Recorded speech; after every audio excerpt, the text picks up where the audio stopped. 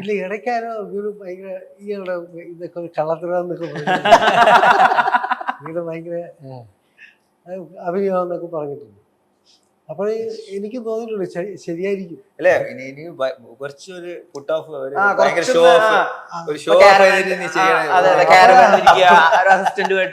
അഭിനയിക്കുമ്പോൾ തോന്നും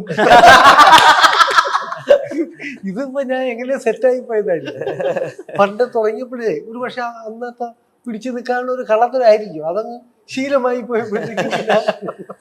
ഞാൻ ചിന്നാസയില് അവിടുത്തെ ഒരു അസിസ്റ്റന്റ് ഡയറക്ടറോട് സംസാരിക്കുമ്പോൾ അദ്ദേഹം പറയായിരുന്നു, അതായത് ഒരു പെൺകുട്ടി സ്ഥിരമായിട്ട് സാറിനോട് കാരവാനിൽ പോയിരിക്കൂ എന്ന് പറയുന്ന അവസാനം സാർ ആ കുട്ടിയോട് പറഞ്ഞു, ഞാൻ അങ്ങനെ ഇരിക്കാറില്ല.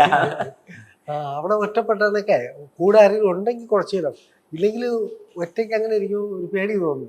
പിന്നെ അതിലെ ജനലിൽ കൂടെയൊക്കെ പുറത്തൊക്കെ ഒന്ന് നോക്കിയിട്ട് ഇറങ്ങി നോക്കുന്നു. ഫൈനലി ഇപ്പൊ ഇങ്ങനത്തെ ഒരു സിനിമ വരുമ്പോൾ ആളുകൾക്ക് ഒരു ചെറിയ പെർസെപ്ഷൻ ഉണ്ട്. അതായത് ഒരു കാർഡ് അതിനെ സംരക്ഷിക്കാൻ കുറച്ച് ആൾക്കാർ, ഇപ്പൊ അതിനെ വല്ല കോർപ്പറേറ്റോ അല്ലെങ്കിൽ പൊളിറ്റിക്കൽ സിസ്റ്റോ വന്നിട്ട് അതിനെ എൻക്രോച്ച് ചെയ്യാൻ ശ്രമിക്കും. നായരും കുറച്ച് ആൾക്കാരും കൂടി അവരെ തിരിച്ചടിക്കും. ക്ലൈമാക്സ് അതാണ്, അത് ഇങ്ങനെ ഒരു ടെംപ്ലേറ്റ് ഉള്ളതായിട്ട് അറിയാം. അതിനെങ്ങനെ നന്നായി ചെയ്യുന്നു. ഇപ്പൊ അവതാറായാലും വിയറ്റ്നാം കോളനി ആയാലും ഒരേ കഥയാണെന്നൊക്കെ പറയുമല്ലോ. അതുപോലെ അനന്തൻ കാർഡിൽ അങ്ങനെ ഒരു ടെംപ്ലേറ്റ് സിനിമയുണ്ടോ? ഇല്ല, അങ്ങനത്തെ ടെംപ്ലേറ്റ് ഇല്ല. അനന്തൻ കാർഡ് എന്ന് പറയുന്നില്ല കോൺസെപ്റ്റ് വന്നിട്ട് ഓരോരുത്തരിലും ഉള്ളില് ഇല്ല ഒരു കാർഡ്. വൈൽഡ് ആ ഒരു ഇത്. അപ്പൊ Ananthan card, Ananthan card old Trivandrum Ananthapuri. So Ananthapuri പണ്ട് അനന്തൻ കാടുന്നുണ്ട്, ഇപ്പോഴും അനന്തൻ കാവുണ്ട്. കോട്ടയ്ക്കകത്ത് അനന്തൻ കാവ് എന്നൊരു കാവ് അങ്ങനെ ഉണ്ട്. തിരുവനന്തപുരത്തിന്റെ മറ്റൊരു പേരായിരുന്നു അനന്തൻ കാട് എന്നുള്ളത്. നമ്മൾ ഇന്ന് കാണുന്ന സെക്രട്ടേറിയറ്റ് ഒക്കെ ഒരു സമയത്ത് വലിയ കാടുകൾ തന്നെയായിരുന്നു.